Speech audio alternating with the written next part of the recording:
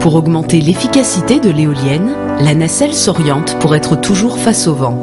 Si le vent est trop faible, les pales pivotent de manière à capter le maximum de vent. Si le vent est trop fort, elles se mettent en drapeau par mesure de sécurité et l'éolienne s'arrête.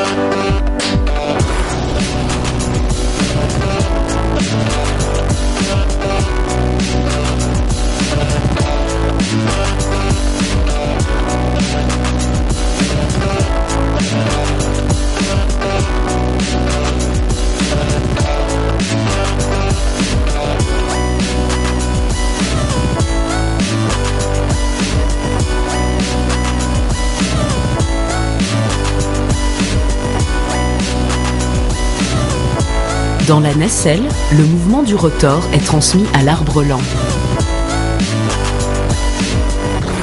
La vitesse de rotation de l'arbre lent est augmentée par le multiplicateur. C'est la boîte de vitesse de l'éolienne.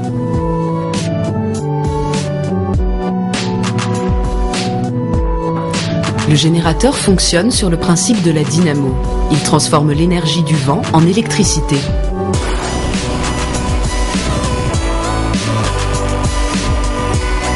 Le frein permet de stopper le mouvement de rotation du rotor. Il n'est utilisé qu'en cas d'urgence.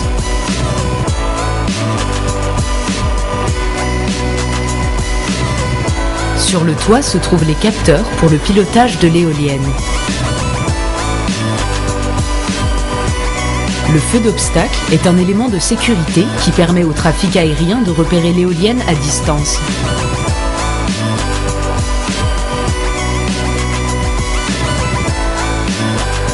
Le paratonnerre protège l'éolienne contre la foudre. Les anémomètres mesurent la vitesse du vent et permettent donc d'arrêter ou de mettre en route l'éolienne.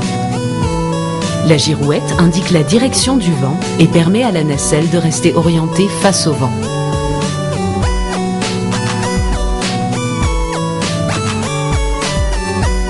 Quatre puissants moteurs font pivoter la nacelle pour s'orienter dans la direction du vent.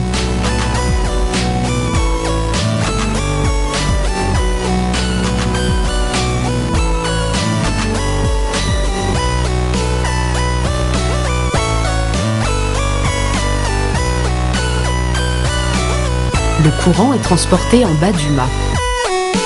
Il passe par le convertisseur qui synchronise l'électricité produite par l'éolienne à celle présente sur le réseau électrique.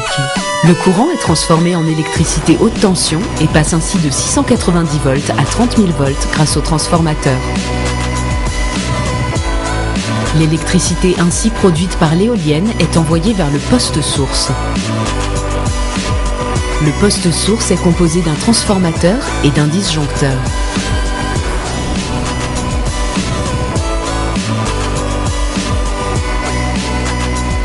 Le transformateur sert à élever la tension électrique de 30 000 volts à 225 000 volts. Le disjoncteur sert à protéger le réseau électrique des surtensions.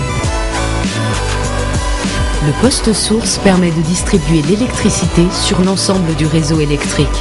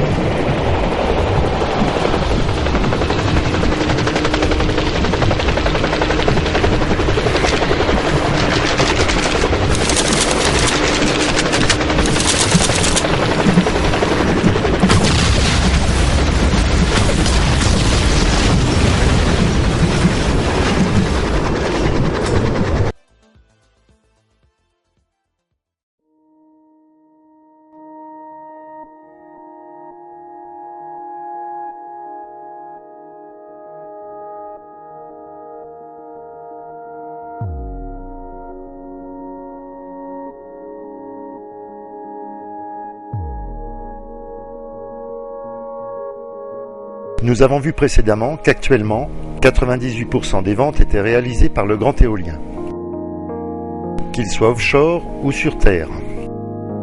Ce marché est exploité par des multinationales, des gros groupes. Il ne représente aujourd'hui que 2% des besoins en énergie mondiale. Nous avons également vu le désagrément qu'apportent les grosses machines. Gros chantiers, coûts de maintenance, dangers, bruit.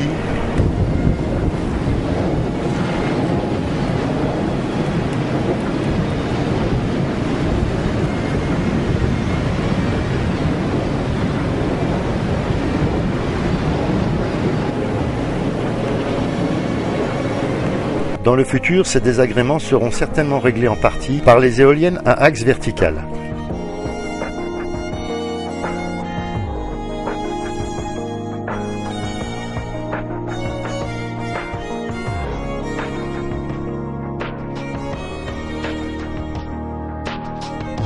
Dans tous les cas de figure, ce genre d'installation nécessite un réseau déjà bien organisé pour acheminer le courant vers des populations éloignées.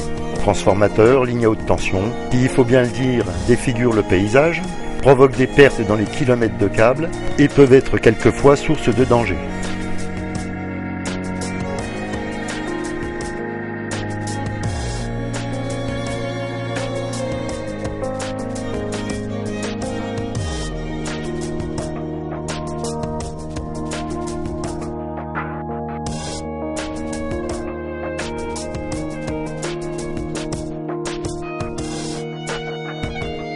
En réalité, l'éolien géant ne concerne qu'une petite partie de population dans le monde. Une partie seulement de l'Occident, qui est équipé d'un réseau de distribution satisfaisant sur tout son territoire. Pour tout le reste du monde, l'éolien géant ne correspond pas à la demande. Il n'est cependant pas négligeable puisqu'il concerne environ 1 milliard de personnes. Mais l'éolien géant pose un autre problème. Petite explication de l'agence France Presse. Les réseaux électriques surchargés et les coupures d'électricité ne sont plus l'apanage des pays en développement. Le blackout menace de plus en plus les pays industrialisés. Si le débat sur l'énergie nucléaire agite beaucoup le monde politique, le risque de coupure vient actuellement moins des capacités de production que de l'insuffisance des lignes électriques. Car l'électricité ne peut pas être stockée en grande quantité. Elle doit être produite et consommée quasiment au même moment. Pour relier les centrales aux consommateurs et à l'industrie, le courant passe par des lignes à très haute tension. Comme une toile d'araignée, ces réseaux irriguent toutes les régions industrielles du monde. Mais ces lignes sont désormais souvent à la peine pour transporter l'énergie tout de suite vers les consommateurs dont les besoins peuvent varier très rapidement. Dans certains pays comme la France, la généralisation du chauffage électrique crée des pics de consommation démesurés en hiver. Dans les zones chaudes, c'est l'usage massif des climatiseurs qui fait exploser la demande. La situation est d'autant plus précaire que de nombreux réseaux sont anciens et ont été faiblement entretenus les dernières décennies. C'est le recours aux énergies renouvelables qui va paradoxalement exercer la plus forte pression pour rénover et renforcer les lignes électriques. Les éoliennes sur les côtes ou en mer doivent livrer leur courant aux centres urbains souvent bien éloignés, et le courant solaire devra transiter également par des centaines de kilomètres, voire des milliers, si les projets de fermes solaires au Sahara pour alimenter l'Europe voient le jour. Alors personnellement, je pense qu'il y a une solution que personne n'aborde, le moyen éolien de proximité. Sur les toits d'immeubles, dans les zones commerciales ou artisanales, zones industrielles, des mini-centrales au cœur des agglomérations pourraient résoudre ce problème. Le micro-éolien concerne des personnes seules extrêmement isolées ou ayant les moyens d'acheter des petites machines fragiles et généralement très chères. Par souci d'autonomie personnelle, le micro-éolien restera donc un luxe, un marché marginal et peu représentatif. À moins qu'on arrive à produire des machines de quelques centaines d'euros. Mais de quoi ont donc besoin les 6 milliards de personnes restantes dans le monde? Essayons d'analyser la situation. Faisons une analyse géographique dans un premier temps. Commençons par les zones très peu peuplées et quasi désertiques. L'Arctique et l'Antarctique, le Grand Nord canadien et l'Alaska, ainsi que la Sibérie et toutes les autres zones quasi désertiques du globe. La population de ces zones vit généralement dans des hameaux Dans des bases de vie pour les scientifiques, la plupart d'entre eux s'alimentent en électricité grâce à des groupes électrogènes. Polluants et coûteux, ils ont aujourd'hui besoin de mini-centrales écologiques offrant un service de proximité facile à acheminer et à construire, ou à démonter dans certains cas. Elles devront être modulables pour répondre aux fluctuations de population. Voyons maintenant les zones dépendantes du pétrole ou du gaz et ayant une forte population, avec un réseau électrique défaillant et de très mauvaise qualité, souvent alimenté par des centrales au fioul, et qui ne peuvent plus payer la facture. Leur population se concentre de plus en plus vers les grandes métropoles pour avoir accès aux services, ce qui engendre de graves problèmes politiques, pauvreté, chômage, délinquance. Pour avoir vécu plus de 10 ans en Afrique, je peux vous dire que même dans les grandes métropoles comme Lagos au Nigeria, 16 millions d'habitants, gros producteurs de pétrole, il y a 4 ou 5 grandes coupures de courant par jour, avec une tension de 100 volts à 400 volts, détruisant tout appareil électronique. La plupart des bâtiments publics ou privés sont équipés de groupes électrogènes. Les campagnes ne sont pas desservies. On retrouve ces mêmes problèmes dans la plupart des grandes métropoles d'Afrique, sauf en Afrique du Sud et au Maghreb. Beaucoup de pays d'Amérique centrale, d'Amérique du Sud, d'Océanie, d'Asie et d'Europe de l'Est connaissent les mêmes problèmes. Voilà pourquoi je pense que les éoliennes à axe vertical de moyenne puissance, mini-centrales électriques modulables situées à proximité de la population, seraient une solution viable et globale pour répondre à tous ces problèmes. Malgré de longues recherches, je n'ai pas trouvé ce genre de machine. J'ai donc entrepris d'en concevoir une.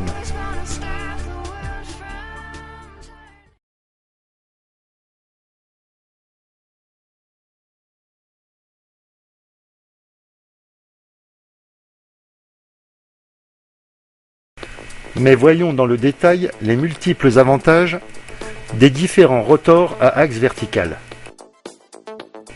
Les rotors à aubes sont les plus connus et les plus anciens. Ils datent de plusieurs milliers d'années. Les pales sont plates, semi-cylindriques ou demi-sphériques pour pouvoir capter un maximum de vent. Plus la forme des aubes est arrondie, meilleur est le rendement. La forme demi-sphérique sera donc idéale. L'efficacité des rotors à aubes est reconnue. La plupart des anémomètres en sont pourvus. Certains concepteurs ajoutent des déflecteurs afin de capter plus de vent et ainsi accélérer la vitesse du rotor. Le rotor de Darius existe depuis plusieurs centaines d'années. Cependant, un brevet d'invention a été déposé par un homme qui lui a donné son nom au début du XXe siècle. Les pales ont généralement un profil en aile d'avion. L'aérodynamisme de celle-ci est par conséquent très importante pour avoir une bonne pénétration dans l'air. Ces rotors ont la particularité de tourner très vite, parfois plus vite que le vent. Ils ont un coefficient de traînée très faible, donc ils ne captent que très peu d'énergie, comme les éoliennes à axe horizontal. Leur principale qualité est l'esthétisme, mais si le but est de produire de l'énergie, je les déconseille fortement. De par leur forme, les rotors Darius ont inspiré un des meilleurs designers du moment. Philippe Stark a développé sa propre éolienne à axe vertical. C'est sans aucun doute une œuvre d'art, mais, hors de prix, c'est un médiocre générateur de courant électrique. Afin d'améliorer le mauvais rendement de Darius, certains concepteurs ont pensé à y adjoindre la technologie du rotor à aubes. Je trouve le résultat satisfaisant, mais il est évident que ce genre de rotor n'est pas idéal, car il ne capte que 30% du vent qui les aborde. De plus, leur géométrie ne peut être variable, et ils n'offrent aucune protection en cas de tempête.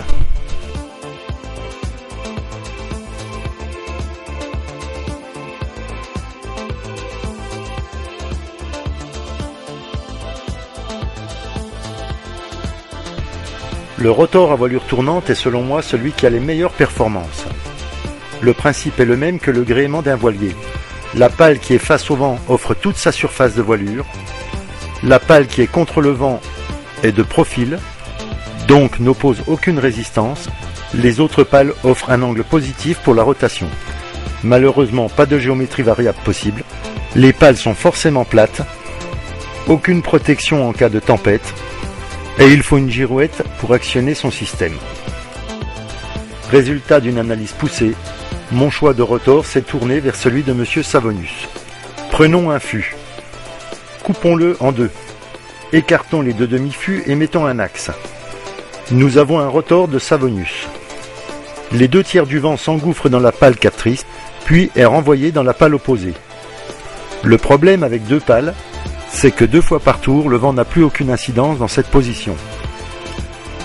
Avec 3 pales, le principe de Savonius n'est pas respecté. Il n'y a pas de pale opposée à la pale captrice. Avec 4 pales, le principe de Savonius est respecté, et il y a toujours au moins 2 pales pour capter le vent. Ce sera donc notre choix. La première qualité de ce rotor, excellent capteur, est qu'il démarre à des vitesses de vent très faibles. De plus, il offre une surface de voilure importante. Il offre par conséquent un couple très important. À ce stade, il peut être fabriqué par tout le monde à très peu de frais.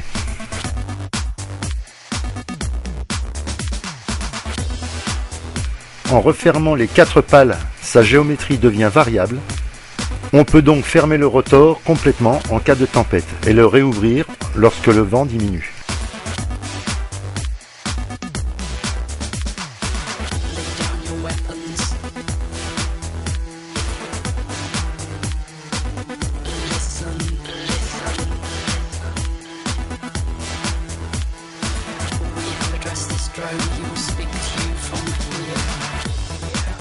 Certains de ces rotors sont déjà en fonction dans les milieux isolés. Ils ont fait leurs preuves et les utilisateurs en sont entièrement satisfaits. Mais on peut nettement les améliorer encore. C'est ce que j'ai fait. Pour gagner de la puissance et réduire la vitesse de rotation, il faut augmenter l'envergure et ainsi multiplier la surface de voilure. Pour encore augmenter le volume d'air capté, il suffit de creuser le profil des pales et d'arrondir les angles, de manière à ce que la pale qui revient contre le vent ait un meilleur coefficient de pénétration dans l'air. Ainsi, notre rotor fermé ne ressemble plus à un fût, mais à un demi-tore qui, ouvert, capte un maximum de vent, et fermé n'oppose plus aucune résistance. C'est la géométrie variable.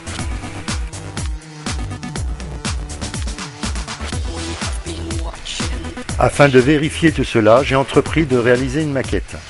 La première phase consiste en la modélisation 3D de ce que l'on désire obtenir. L'utilisation de logiciels de CAO permet de concevoir des pièces au dixième de millimètre près, d'en vérifier la validité mécanique et d'obtenir des plans de fabrication.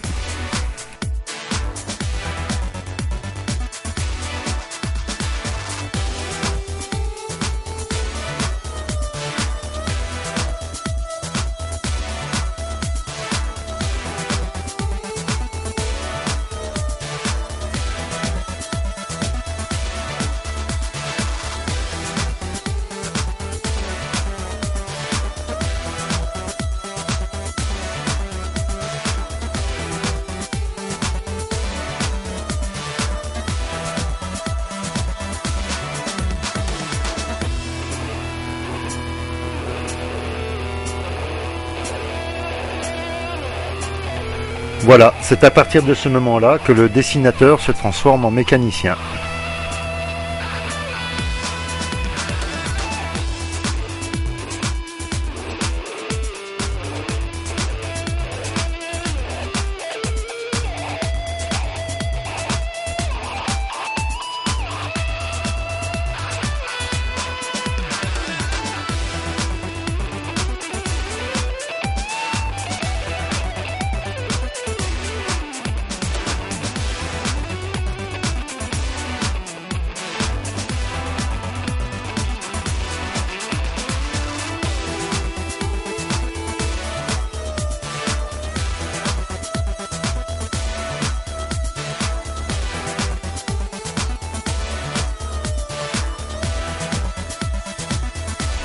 C'est là que le mécanicien se transforme en peintre et en horloger.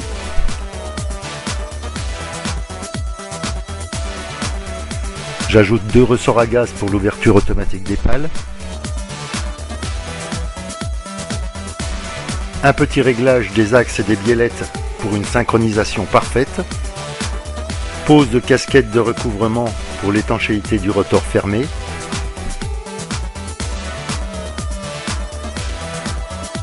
Je pose un anémomètre sur la maquette afin d'avoir les premières données.